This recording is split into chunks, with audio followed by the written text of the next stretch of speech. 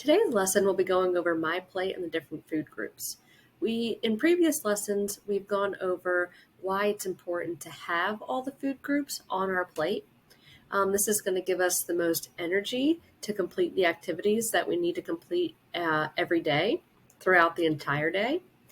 What we're going to do now is this is going to be an annotated file, and all of your files in this class will be annotated.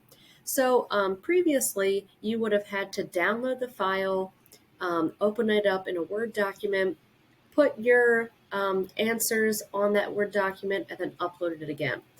This is going to be a little bit different. You are going to click on the annotations file, and then once that opens up, what yours is going to look like, yours won't open up in Word. It's just going to open up in Schoology.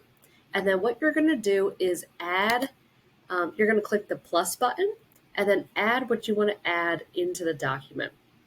So what you're going to do, you do not need to add your name or the date, because whenever you upload it or you save it, I'm going to know who you are because it'll just be your page on Schoology. So what you're going to do is look at the list of foods below and write them in the correct food group category. So you are going to go down here, and we have all these different types of foods, and we are going to categorize them into grains, vegetables, fruits, dairy, protein foods, and added sugars and or saturated fats. So you'll see that the first 5 are going to be our 5 food groups, and the added sugars or saturated fats, these are going to be things that we want to stay away from. If you remember, that's the term SOFAs. Saturated fats, added sugars, those are going to be things that we want to avoid. So what we're going to do is look at these different foods, put them in the categories. If you don't know, which is very possible, we just started the class on nutrition. You may not know all of these, and that's okay, but I do want you to look them up. So you are going to go to the USDA MyPlate food groups, which is linked into the assignment.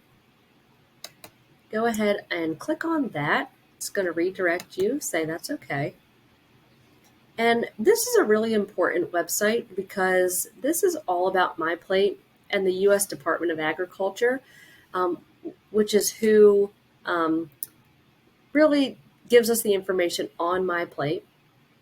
So this goes through what is MyPlate, and then down here we get into fruits, vegetables, grains, protein foods, and dairy. If you have a question about a food and you're like, I'm not sure if it's a protein, I'm not sure if it's a grain, go ahead and click on one of those, read more about it, and then make your decision. So if you do happen to click on, let's say, fruits, this is what you're going to see. It's going to say what foods are in the fruit group. So that'll help with your get to know MyPlate. If you want to learn a little bit more about that food group, you can click on how much fruit do I need and why is it important to eat fruit. You can also learn how much fruit should I eat a day, what counts as a cup of fruit. So you can go through a lot of different things. Why is it important? The different nutrients that it has, health benefits, food group gallery. So you can go through all the different food groups. Now that is just extra. If you want to learn about the food groups, you're welcome to.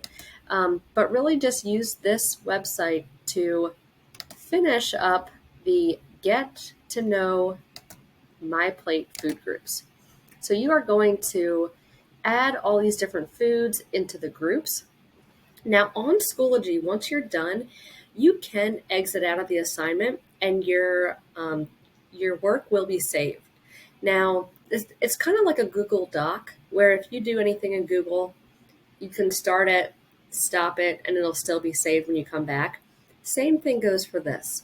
However, you have to click Save or Submit for me to actually know that it's ready to be graded.